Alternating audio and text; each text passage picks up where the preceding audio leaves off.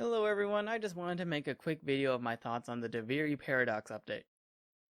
I'll try to keep this as short as possible. So what do I think about the update?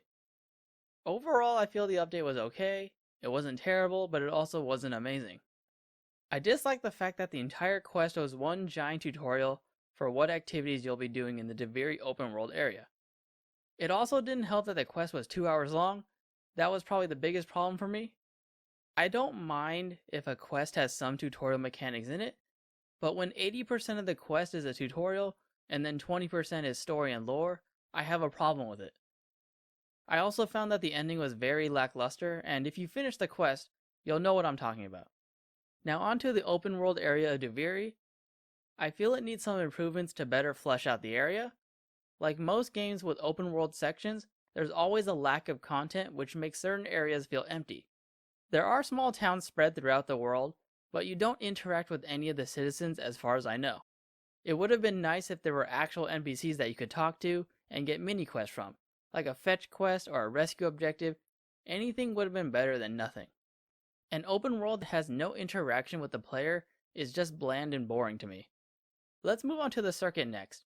I find it odd that they didn't add any new mission types with the update. It would have been nice if they had added something new or at least some type of variation to the current missions.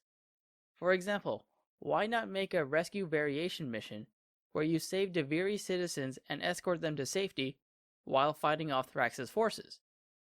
They would have had to alter the maps or at least make new maps to fit the other mission styles, but they've already made several versions of the Undercroft map, so it wouldn't have been difficult to add another one. On another note, I think they need to remove the defense mission from the mission pool. The main reason I say this is because the Duviri update is still buggy, and it would be infuriating to lose all rewards due to some dumb bug or host migration. It's only happened to me a couple times, but sometimes the objective and the enemies will spawn earlier than they should, and they will be attacking the objective before you can fully spawn in and set up.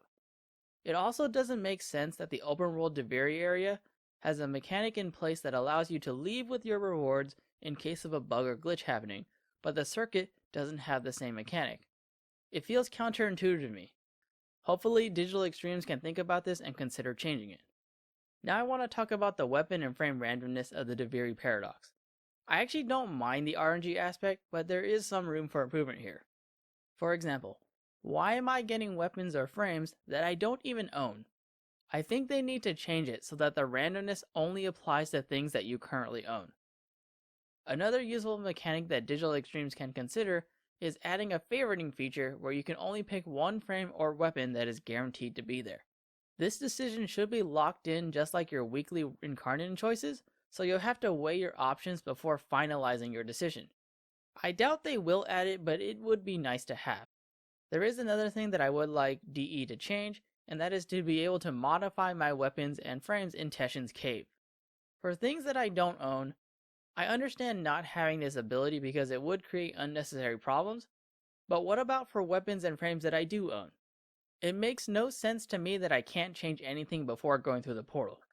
If I forgot that I removed an arcane, or put on a mod that shouldn't be there, or maybe the build that I use no longer works, I'm forced to leave, mod it in my orbiter, and then go back. It just feels like a massive inconvenience that could be fixed with one simple change. Before I end the video, I want to talk about the reward system. I think it's actually quite well done, but there could also be some improvements here too. The Steel Pass circuit reward system is perfectly fine and doesn't need to be changed in my opinion. What I feel that needs to be changed is the normal version difficulty of the circuit.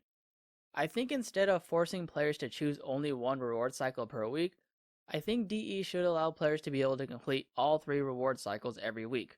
The reason I say this is because the Duviri paradox is meant for new players to get into the game and explore the many frames that the game has. If they restrict a player to only choose 1 frame per week, it puts a question into their mind of what would have happened if I had picked the other 2 frames available. This is a questionable decision to me because I've always felt that Warframe is a game that is entirely based on having complete freedom of choice on frames and weapons.